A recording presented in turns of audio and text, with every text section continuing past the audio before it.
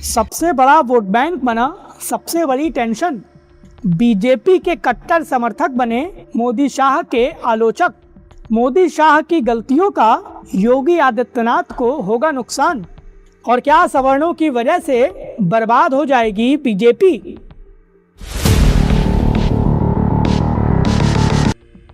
नमस्कार दोस्तों, ये एनालाइज नाउ है। मैं हूं कृष्णा वाजपेयी और अपने इस वीडियो में हम बात करेंगे उत्तर प्रदेश के विधानसभा चुनावों की, क्योंकि यूपी के 3 पड़ोसी राज्यों से बीजेपी के लिए मुसीबतों के संकेत सामने आए हैं और इन संकेतों की वजह से बीजेपी को उत्तर प्रदेश के विधानसभा चुनावों में तगड़ा राजनीतिक झटका लग सकता है।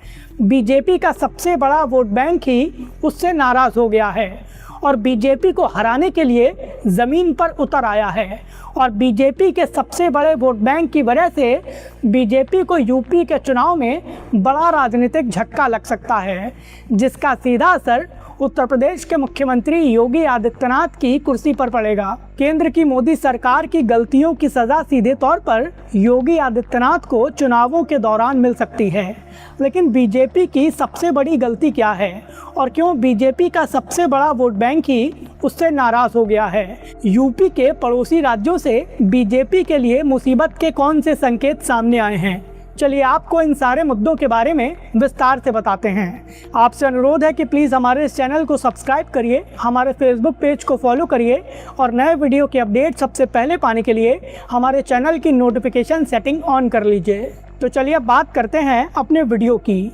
अगले कुछ महीनों में उत्तर प्रदेश के विधानसभा चुनाव होने हैं और यूपी को लेकर एक कहावत है कि दिल्ली का रास्ता उत्तर प्रदेश की राजधानी लखनऊ से होकर जाता है। साल 2024 के लोकसभा चुनाव में उत्तर प्रदेश में बीजेपी का परफॉर्मेंस खराब रहा था, जिसके चलते दिल्ली में बीजेपी को पूर्ण बहुमत नहीं मिला था और इसीलिए उत्तर प्रदेश का विधानसभा चुनाव 2029 के लोकसभा चुनाव से पहले प्रधानमंत्री नरेंद्र मोदी, गृह मंत्री अमित शाह और मुख्यमंत्री योगी आदित्यनाथ के लिए सबसे ज़्यादा अहम है। और इसीलिए मुख्यमंत्री योगी आदित्यनाथ यूपी के अलग अलग जिलों का दौरा कर रहे हैं और बीजेपी के संगठन को एक बार फिर से एक्टिव करने की पूरी कोशिश कर रहे हैं। योगी आदित्यनाथ अलग अलग जिलों में जाकर रैलियां कर रहे हैं और जनता को समाजवादी पार्टी की नीतियों के बारे में विस्तार से बता रहे हैं, जिसके चलते विपक्षी दलों की मुसीबतें लगातार बढ़ रही हैं। लेकिन योगी आदित्यनाथ के लिए भी उत्तर प्रदेश का ये चुनाव इस बार कम चुनौती वाला नहीं है, क्योंकि मोदी सरकार की एक गलती की वजह से यूपी के चुनाव में योगी आदित्यनाथ और बीजेपी को तगड़ा राजनीतिक नुकसान हो सकता है। और इसके संकेत यूपी के 3 पड़ोसी राज्यों से सामने आए हैं। इन राज्यों में बीजेपी की छवि लगातार खराब हो रही है, बीजेपी का संगठन कमज़ोर हो रहा है और सीधे तौर पर उत्तर प्रदेश के विधानसभा चुनाव में इन 3 राज्यों के संकेतों का असर दिखाई पड़ सकता है। और इसके केंद्र में यूजीसी का विवाद है। केंद्रीय शिक्षा मंत्रालय के अंतर्गत आने वाले यूजीसी ने उच्च शिक्षण संस्थानों में जातिगत भेदभाव रोकने के नाम पर यूजीसी के इक्विटी के नए नियम जारी किए थे और इसके चलते सामान्य वर्ग के लोगों ने मोदी सरकार और बीजेपी का तगड़ा विरोध किया था। सामान्य वर्ग के लोगों ने बीजेपी के इस शिक्षण संस्थानों वाले नियमों को सीधे तौर पर घोर जातिवादी बताया था और बीजेपी पर जातिवादी राजनीति को बढ़ावा देने का गंभीर आरोप लगाया था। यूजीसी ने ये नियम जनवरी 2026 के दूसरे हफ्ते में जारी किए थे और जब सवर्ण समाज के लोगों ने इन नियमों का विरोध किया था तो सुप्रीम कोर्ट ने इन नियमों को असंवैधानिक बताते हुए पूरी तरह से इन पर रोक लगा दी थी। केंद्र की मोदी सरकार ने सोचा था कि यूजीसी के नए नियमों पर सुप्रीम कोर्ट ने रोक लगा दी है तो सामान्य वर्ग के लोग अब इस मुद्दे पर अपना विरोध नहीं दर्ज करेंगे। लेकिन मोदी सरकार की ये गलती अब उस पर भारी पड़ रही है, क्योंकि राजस्थान की राजधानी जयपुर में राजपूत करनी सेना के लोग यूजीसी विवाद के मुद्दे पर मोदी सरकार के खिलाफ आक्रामक हो गए हैं और सड़क पर उतरकर विरोध प्रदर्शन कर रहे हैं। राजपूत करनी सेना के विरोध प्रदर्शन को सवर्ण समाज के लोगों का पूरा समर्थन मिल रहा है और इसके चलते राजस्थान की सरकार सीधे तौर पर सवर्ण समाज के इस आंदोलन को दबाने के लिए पुरजोर कोशिशें कर रही है। प्रदर्शनकारियों पर लाठीचार्ज किया जा रहा है। महिलाओं पर वाटर कैनन का इस्तेमाल किया जा रहा है और इसके जरिए सवर्ण समाज के आंदोलन को कुचलने की पूरी कोशिश हो रही है। सामान्य वर्ग के लोगों के इस आंदोलन को कुचलने के लिए राजस्थान के प्रशासन ने जिस तरह की बर्बरता दिखाई है, उसके चलते एक व्यक्ति की जान तक चली गई और ये सीधे तौर पर बीजेपी और मोदी सरकार पर आने वाले वक्त में सबसे ज़्यादा भारी पड़ सकता है। ये बताता है कि सवर्ण समाज के लोग कितने ज़्यादा नाराज़ हैं कि वो जिस पार्टी का समर्थन करते हैं उसके ही विरोध में उतर आए हैं। और सवर्ण समाज के लोगों की मांग है कि जैसे किसान आंदोलन के दौरान मोदी सरकार ने कृषि कानून वापस लिए थे, उनको पूरी तरीके से रद्द किया था, कुछ वैसा ही यूजीसी नियमों के साथ किया जाए। यूजीसी के नियमों पर रोक तो लग गई है, लेकिन अब इन नियमों को पूरी तरह से रद्द किया जाए और अगर रद्द नहीं किया गया तो बीजेपी को आने वाले वक्त में दिक्कतों का सामना करना पड़ेगा। राजस्थान की तरह ही बिहार की बांकीपुर सीट पर हुए विधानसभा के उपचुनावों में भी बीजेपी को तगड़ा राजनीतिक झटका लगा है और राजस्थान की तरह ही बीजेपी को झटका सवर्ण समाज के लोगों ने दिया है, क्योंकि बांकीपुर सीट को सवर्ण बाहुल कहा जाता है।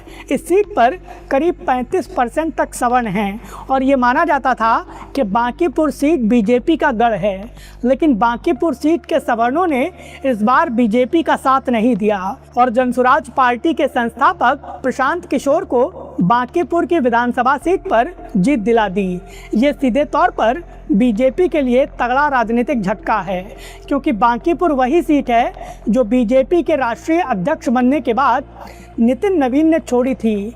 नितिन नवीन राज्यसभा गए थे और बांकीपुर की सीट खाली हुई थी, लेकिन यहाँ पर बीजेपी का खेल सवर्णों ने खराब कर दिया और सवर्ण समाज के लोगों की नाराज़गी यूजीसी विवाद की वजह से थी। सवर्ण समाज के लोग जनवरी से अपने मन में ये गुस्सा रखे हुए थे और बीजेपी को बांकीपुर की सीट पर यूजीसी विवाद की वजह से सवर्ण समाज के लोगों ने तगड़ा झटका दे दिया। बीजेपी को सवर्ण समाज ने ऐसा झटका दिया है जो शायद बीजेपी कभी नहीं भूलेगी। कुछ ऐसा ही मध्य प्रदेश की दतिया विधानसभा सीट पर हुए उपचुनाव में भी दिखाई दिया, जहां बीजेपी के वोटर ने ही बीजेपी का साथ नहीं दिया। सवर्ण समाज के लोगों ने यहां भी बीजेपी को तगड़ा राजनीतिक झटका दिया। सवर्ण समाज के लोग यहां से बीजेपी का प्रत्याशी सीधे तौर पर नरोत्तम मिश्रा को मान रहे थे और सवर्ण समाज के लोगों का मानना था कि अगर नरोत्तम मिश्रा को टिकट मिलेगा तो उनकी जीत आसानी से हो जाएगी, लेकिन बीजेपी ने नरोत्तम मिश्रा को टिकट नहीं दिया। टिकट बंटवारे में सीधे तौर पर मुख्यमंत्री मोहन यादव की चली और मोहन यादव किसी भी कीमत पर नरोत्तम मिश्रा को टिकट नहीं देना चाहते थे। नरोत्तम मिश्रा को टिकट नहीं मिला तो बीजेपी में आंतरिक तौर पर टकराव की स्थिति आ गई। बीजेपी के कई कार्यकर्ताओं ने इस्तीफा दे दिया और इसके चलते बीजेपी का पूरा संगठन दतिया विधानसभा सीट पर होने वाले चुनाव को लेकर बिखर चुका था। इसका नतीजा ये हुआ कि जिस कांग्रेस को जीत की कोई उम्मीद नहीं थी, उस कांग्रेस ने बीजेपी को बुरी तरह हरा दिया और ये सीधे तौर पर सवर्ण समाज की नाराज़गी का अंजाम था। बीजेपी को बिहार, राजस्थान और मध्य प्रदेश से सवर्ण समाज के लोगों ने तगड़ा राजनीतिक झटका दिया है। ये मानकर चलिए कि इन तीनों ही राज्यों की राजनीति का उत्तर प्रदेश की राजनीति पर असर ज़रूर पड़ेगा। उत्तर प्रदेश में सवर्ण समाज के लोगों की आबादी करीब 25 से 30% तक है और सवर्ण समाज के लोगों को सीधे तौर पर बीजेपी का सबसे बड़ा वोट बैंक माना जाता है और बीजेपी के सवर्ण समाज के नेताओं को इस बात की चिंता है कि अगर बिहार, राजस्थान और मध्य प्रदेश की तरह सवर्ण समाज के लोग बीजेपी से नाराज़ हो गए, उनको यूजीसी के नियम याद रहे, तो सीधे तौर पर बीजेपी को विधानसभा चुनाव में तगड़ा राजनीतिक नुकसान हो सकता है और इसके चलते मुख्यमंत्री योगी आदित्यनाथ की मुश्किलें भी बढ़ सकती हैं। प्रधानमंत्री नरेंद्र मोदी और गृह मंत्री अमित शाह की जातिवादी राजनीति वाली सोच ने सीधे तौर पर यूजीसी विवाद को खड़ा किया था और इसका अंजाम उत्तर प्रदेश के चुनावों में मुख्यमंत्री योगी आदित्यनाथ को भुगतना पड़ सकता है। ऐसे में यह देखना होगा कि राजस्थान, मध्य प्रदेश और बिहार से सवर्ण समाज के लोगों का जो सेंटिमेंट सामने आया है, उसके चलते क्या बीजेपी उत्तर प्रदेश में सवर्ण समाज के लोगों को मनाने के लिए डैमेज कंट्रोल शुरू करेगी? क्या सवर्ण समाज की नाराज़गी को दूर करने के लिए यूजीसी के नए नियमों को रद्द किया जाएगा? और देखना ये भी होगा कि क्या उत्तर प्रदेश के विधानसभा चुनाव के दौरान सवर्ण समाज के लोगों की नाराज़गी का फ़ायदा विपक्षी दल उठा पाते हैं या मोदी शाह की रणनीति उत्तर प्रदेश में काम आ जाती है? इस मुद्दे पर आपकी क्या राय है, प्लीज़ हमें हमारे कमेंट बॉक्स में ज़रूर बताइए। वीडियो पसंद आया हो तो प्लीज़ इसे लाइक करिए और हमें सपोर्ट करने के लिए हमारे इस वीडियो को ज़्यादा से ज़्यादा शेयर करिए।